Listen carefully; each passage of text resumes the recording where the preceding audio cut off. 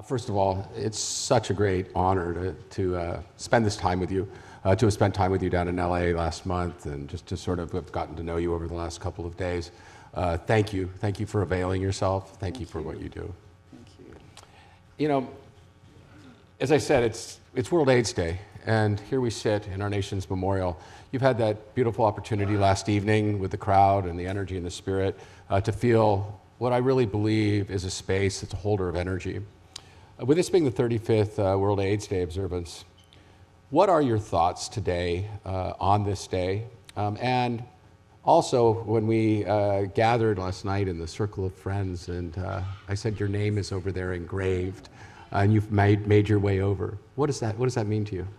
Well, it was amazing. I mean, I didn't know my name was there, and so that was a wonderful surprise.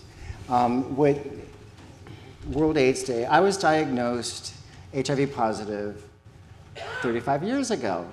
Yep. It was 6 months prior to the Olympic Games, and so I was underwater. I mean, I was diving. So I heard about this, AIDS, HIV thing happening, and my partner at the time.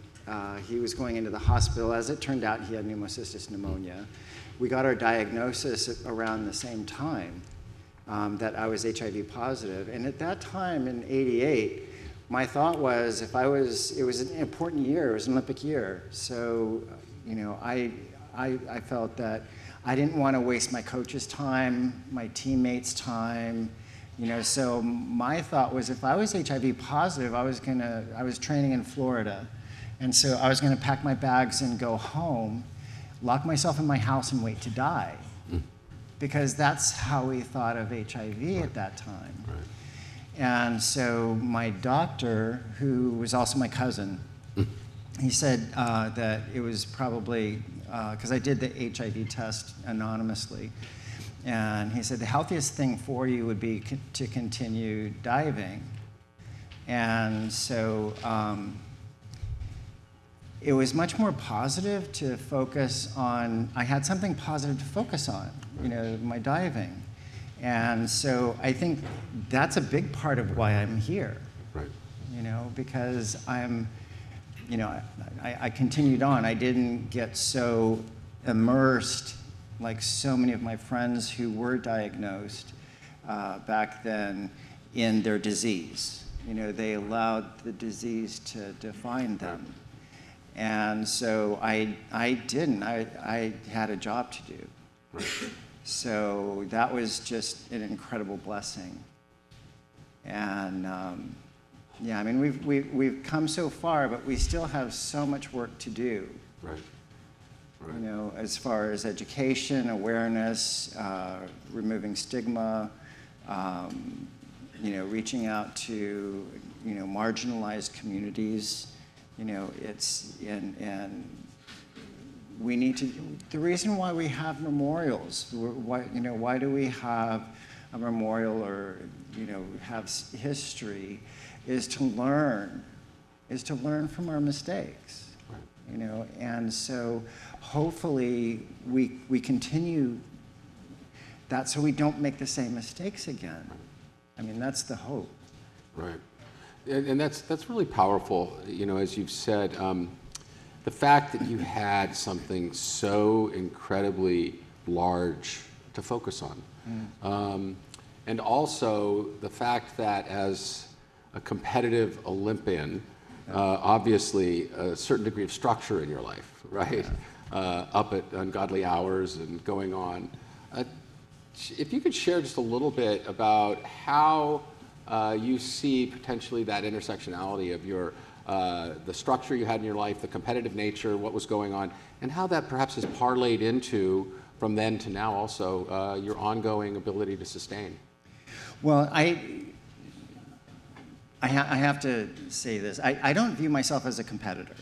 I'm not competitive. Right. A lot of people don't understand that concept at all. But I was always a performer. Right. I started performing on stage when I was 3. I started doing dance and acrobatics when I was 1.5 years, performing on stage when I was 3. And so I understand performance. And I always thought that way about my diving as well. And my coach, Ron O'Brien, he understood that. So he gave me the, the motivation, the inspiration to be able to do what I was able to do. He always said that, Greg, they're going to forget you. But they'll remember your records. And so we kind of kept an eye on that. And I'm blown away because I'm a performer, I'm not a competitor. But, a lot of my records still stand. Right, yes. Which is like, all these years later, Right. 35 years later, Right. and it just kind of blows me away. I'm so grateful. With who is it? Dr. John DeMartini said that growth happens on the edge of support and challenge. And I mean, that's so true because, the challenges that I've had, really, they were hard to live through, some of them, but they were blessings. Right. When you step away and have enough time, you see the blessings in it. Right. You see the blessings in an HIV diagnosis. Right. You see the blessings in, I wrote about it in my book. I was raped, by my partner, and then I stayed for 5 years. It was, but it was a blessing because I learned compassion and forgiveness. Because when you forgive, you do it for yourself, but also to have the compassion to understand that hurt people hurt people. And Jim was in a lot of pain. So understanding that and embracing that and, really having that acceptance, which is, a tremendous gift, to have that compassion. For yourself. For myself. Because if you don't have it for yourself, it's hard to give it to someone else. Right. And that's profound, and I harken back to the conversation that just was had, and I believe it was Arya that talked about those that live with HIV and how we are a compassionate group and a compassionate members of society because of perhaps the struggle that we've had to go through and with the stigma and the discrimination. And in 1988, when diagnosed, get your affairs in order was the Right. common word, right? Yeah. Yeah, get your affairs in order. And you had an Olympics to get through first. Yeah. Thank you for that.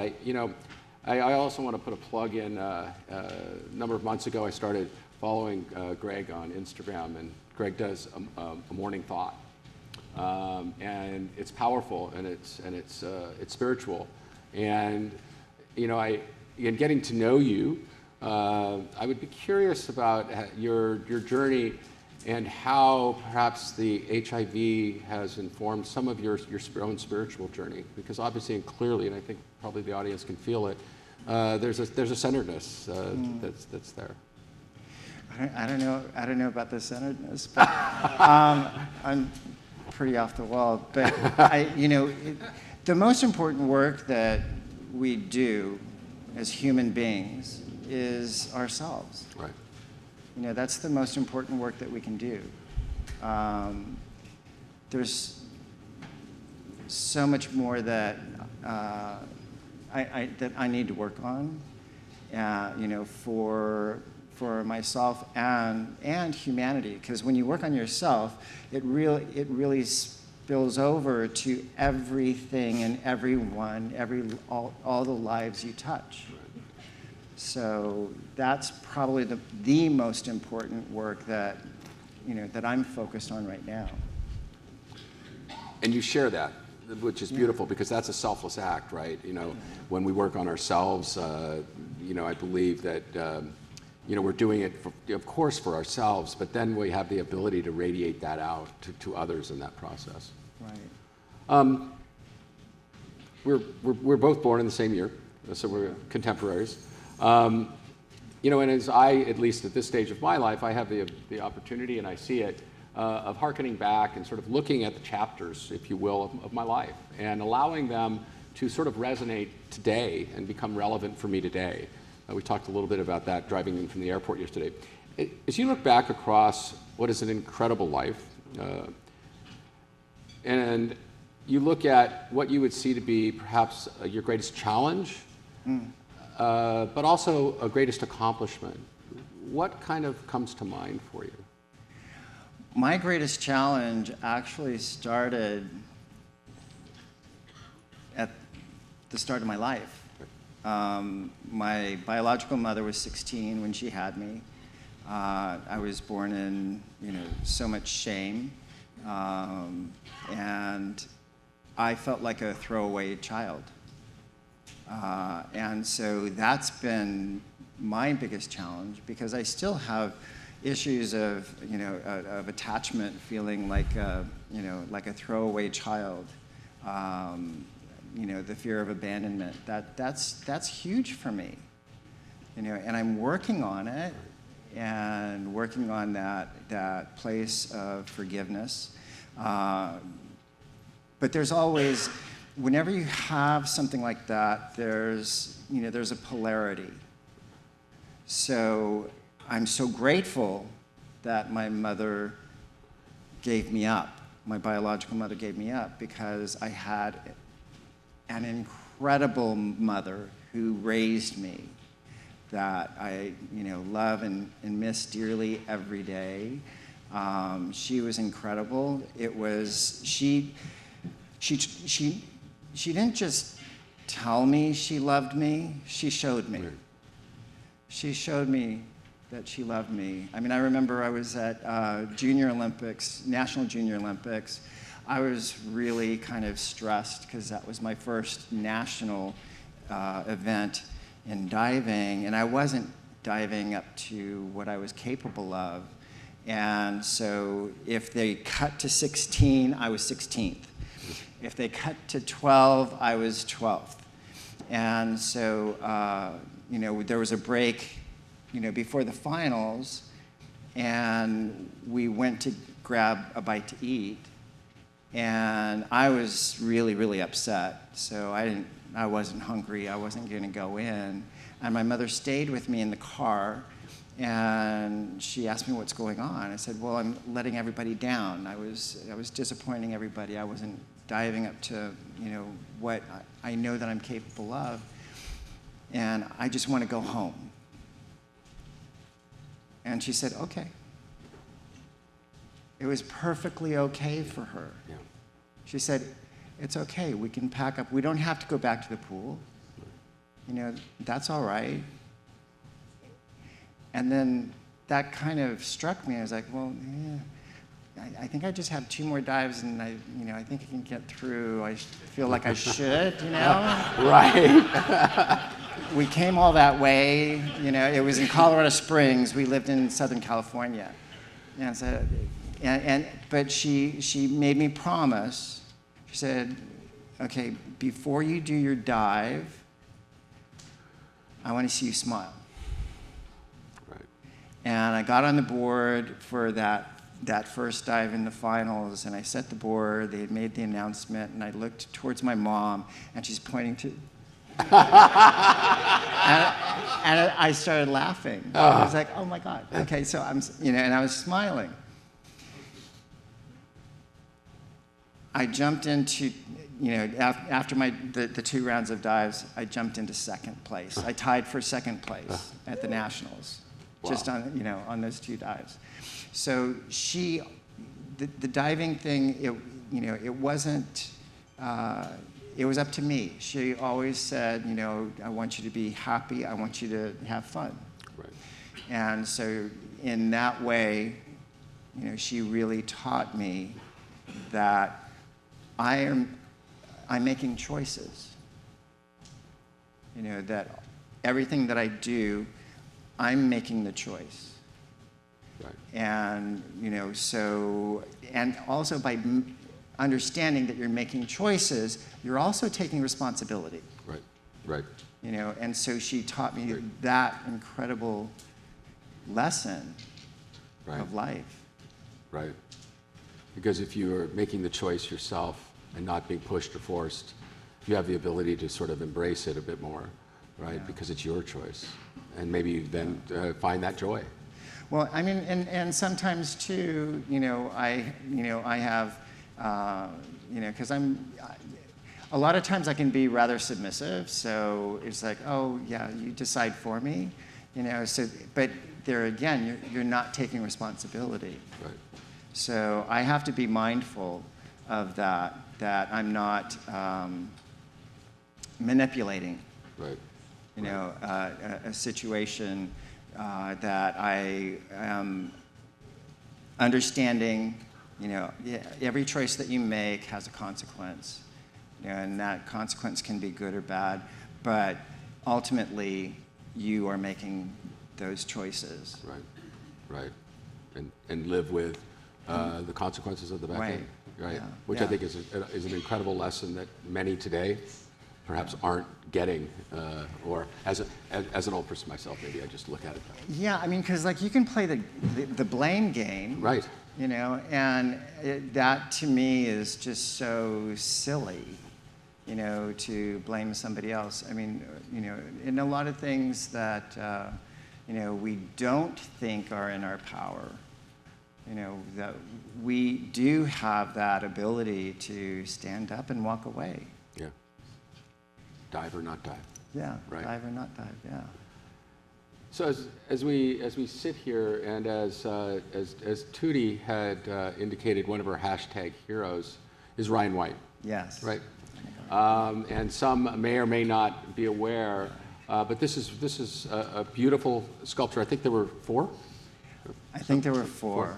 And we were blessed about a decade ago that Greg gave us rights to display this during World AIDS Day and others. And I would love it if you would just tell a little bit about it. And do you, I'm trying to remember who the others were. I think was it Elizabeth? It was Elton John, Elizabeth Taylor? Elizabeth Taylor, Jeannie, and myself. Right. Yeah. So did you tell a little bit about it? Well, Ryan, in 1986, there was a People magazine article about this young boy in, I think, Cicero? Kokomo. Was it Kokomo? Yeah. Kokomo, Indiana, who was a hemophiliac who contracted HIV through his clotting factor, and they were trying to keep him out of school. And so Ryan fought for the rights of kids in HIV positive, fought for the rights for education. And he was a, you know, he was a force to be reckoned with. He was really incredible. So anyways, the article came out and people were fearful of him. And so our nationals were in Indianapolis. So I wanted to invite him and his mother to the nationals. Did I lose my mic too? No, it's mine. And so I invited him and his mom to the nationals in Indianapolis because I felt that if people saw that I wasn't afraid of this young boy, then they shouldn't be afraid of him. And so I was one of the first people to reach out to him. And so, you know, it was great. It was a wonderful experience. He came to the event. I won. And then I presented him with my medal, you know. And so I didn't realize I gave him as many medals as I had. But Jeannie White scrapbooks. And she said, "Oh my God, I've got, your medals from nationals. I got your Pan American Championship medal." And I gave her my 1988 men's springboard gold medal. But I reached out to him, and that was the start of an incredible relationship. Right. Whenever they came to California, they'd come out to the house. Whenever I'd go to Indiana, I made my professional dance debut with Dance Kaleidoscope in Indiana, and he was there to support me. And it was just an incredible relationship. And I'm still in touch with Andrea, his sister, and Jeannie. Go ahead for Ryan.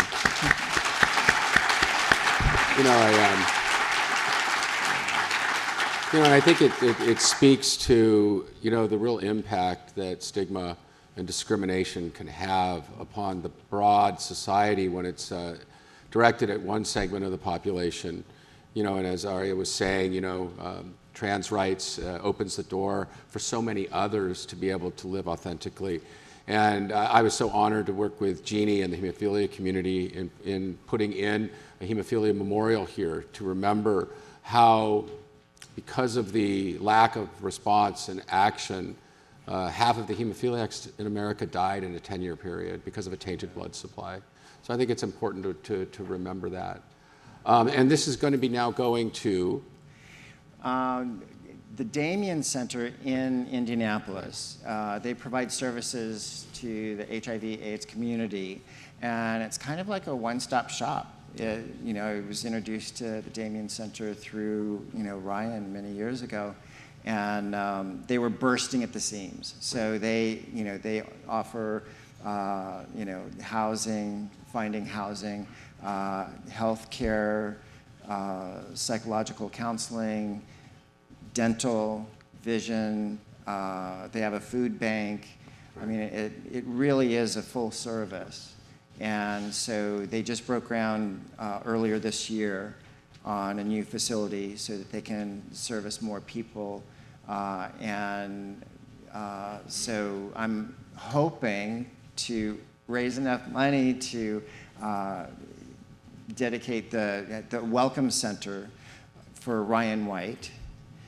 And my dream is that it be the Ryan White Welcome Center, but also raise enough money for the lounge to be able to name after my mom, Frances Louganis. Yeah, that's great. Yeah, that's great.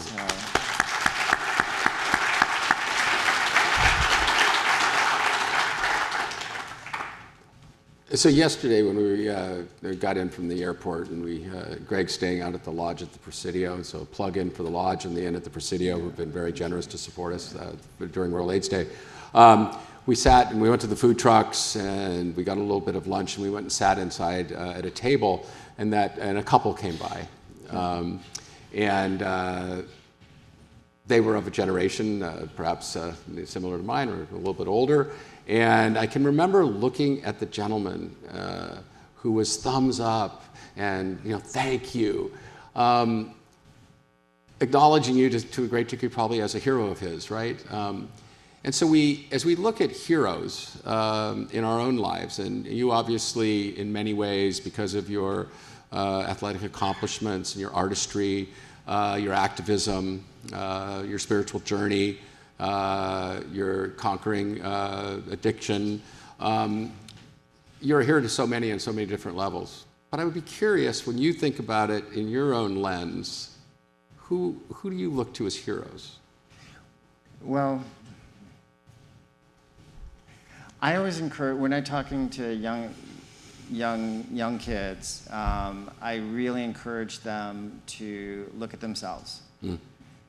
To be your own hero. Mm-hmm. In diving, people said, well, who's your hero in diving? I said, I didn't have any. Because I felt that nobody could live up to what I wanted to do. So, so I didn't have heroes, but more of, the persona, hero as a persona, I would have to say Ryan White and my mom.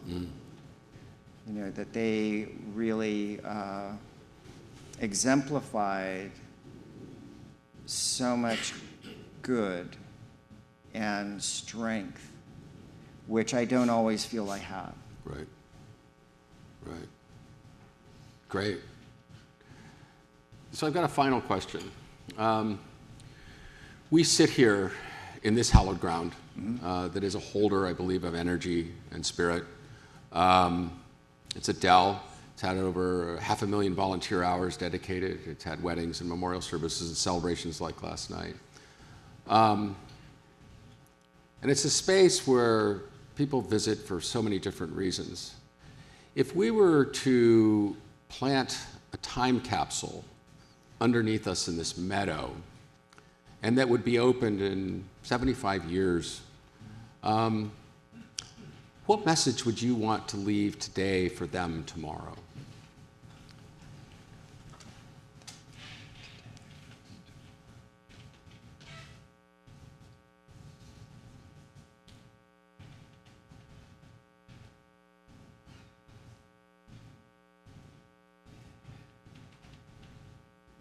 Probably that together we're stronger, and that nobody's an island, and we honestly need each other. It's like, I don't know how I got into it, but my dear friend Kristen Worley, she's transgender. She was an athlete. She should have been the first Olympian. Transgender Olympian, but the IOC really kind of messed with her. She wrote Woman Enough, and we were on a panel, and we've become wonderful friends. And then I also, on Mondays at 2 o'clock in Venice, I meet Dr. Kate, who's also transgender, and we rollerblade on Mondays. So we have rollerblading Mondays. Oh, that's great. But I knew a lot about the G and the LGBTQAI plus, but I had to learn about the other letters. And that is one thing that I would say to my gay brethren. Don't forget the lesbians came to take care of us at the height of the crisis. And we need each other. Yeah. The trans community is so small, but we need to learn, we need to ask, are you okay? We need to be there for each other.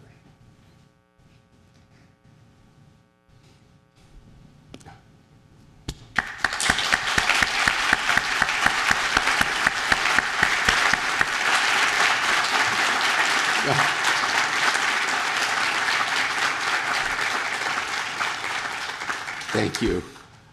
Now what I would like to do is to wrap this up with Greg. Each year, we bestow the National Leadership Recognition Award upon an individual who throughout their arc of their life has found it their place and their responsibility to be an example, to show up for others, to be that teachable person, and through their efforts and consistency have made an impact not just on the world, but the lives and the individual lives that make that up. And so this year, we are so honored to bestow upon you the 2023 National Leadership Recognition Award and to welcome you to the National AIDS Memorial family. Thank you.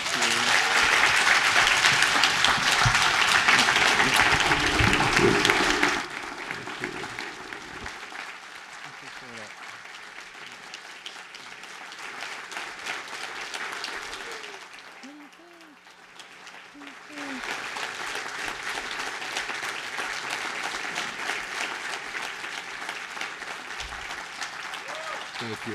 Thank you so much. All right. So, really, I mean, the most important work that you can do is on yourselves. You know, and this is, you know, what I've learned. And so, final words of thought is do the work on yourself for the rest of your community. You know, you're going to make the world a much better place, much kinder place, and you'll also be happier. Right? Yeah, Right? yeah. So thank you for this, and I really appreciate it. Thank you. Thanks.